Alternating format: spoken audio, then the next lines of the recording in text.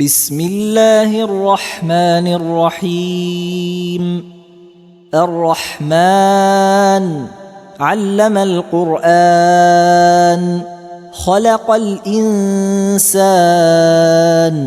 علمه البيان. الشمس والقمر بحسبان،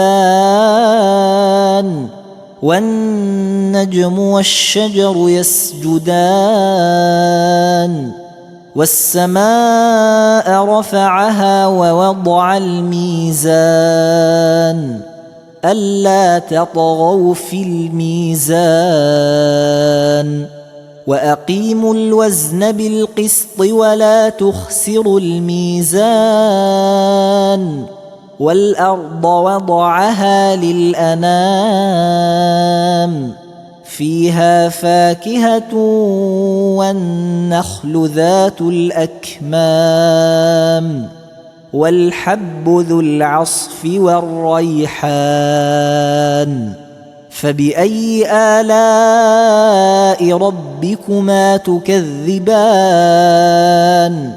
خلق الإنسان من صلصال كالفخار، وخلق الجان من مارج من نار. فبأي آلاء ربكما تكذبان؟ رب المشرقين ورب المغربين، فبأي آلاء ربكما تكذبان؟ مرج البحرين يلتقيان، بينهما برزخ لا يبغيان. فبأي آلاء ربكما تكذبان؟ يخرج منهما اللؤلؤ والمرجان. فبأي آلاء ربكما تكذبان؟ وله الجوار المنشآت في البحر كالأعلام. فبأي آلاء ربكما تكذبان؟ كل من عليها فان، ويبقى وجه ربك ذو الجلال والإكرام. فبأي آلاء ربكما تكذبان؟ يسأله من في السماوات والأرض كل يوم هو في شأن. فبأي آلاء ربكما تكذبان؟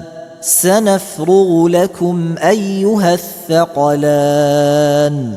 فبأي آلاء ربكما تكذبان؟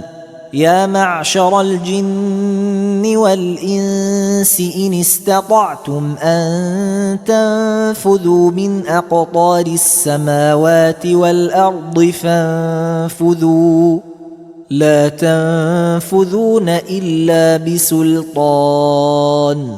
فبأي آلاء ربكما تكذبان؟ يرسل عليكما شواظ من نار ونحاس فلا تنتصران. فبأي آلاء ربكما تكذبان؟ فإذا انشقت السماء فكانت وردة كالدهان. فبأي آلاء ربكما تكذبان؟ فيومئذ لا يسأل عن ذنبه إنس ولا جان. فبأي آلاء ربكما تكذبان؟ يعرف المجرمون بسيماهم فيؤخذ بالنواصي والأقدام فبأي آلاء ربكما تكذبان هذه جهنم التي يكذب بها المجرمون يطوفون بينها وبين حميم آن فبأي آلاء ربكما تكذبان ولمن خاف مقام ربه جنتان فبأي آلاء ربكما تكذبان ذواتا أفنان فبأي آلاء ربكما تكذبان فيهما عينان تجريان فبأي آلاء ربكما تكذبان فيهما من كل فاكهة زوجان فبأي آلاء ربكما تكذبان متكئين على فرش بطائنها من استبرق وجنى الجنتين دان فبأي آلاء ربكما تكذبان فيهن قاصرات الطرف لم يطمثهن إنس قبلهم ولا جان فبأي آلاء ربكما تكذبان كأنهن الياقوت والمرجان فبأي آلاء ربكما تكذبان هل جزاء الإحسان إلا الإحسان فبأي آلاء ربكما تكذبان ومن دونهما جنتان فبأي آلاء ربكما تكذبان مدهامتان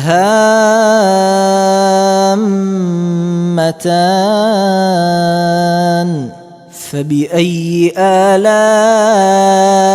ربكما تكذبان فيهما عينان نضاختان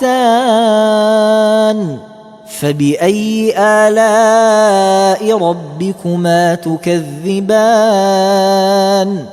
فيهما فاكهة ونخل ورمان فبأي آلاء ربكما تكذبان فيهن خيرات حسان فبأي آلاء ربكما تكذبان حور مقصورات في الخيام فبأي آلاء ربكما تكذبان لم يطمثهن إنس قبلهم ولا جان فبأي آلاء ربكما تكذبان متكئين على رفرف خضر وعبقري حسان فبأي آلاء ربكما تكذبان تبارك اسم ربك ذي الجلال والإكرام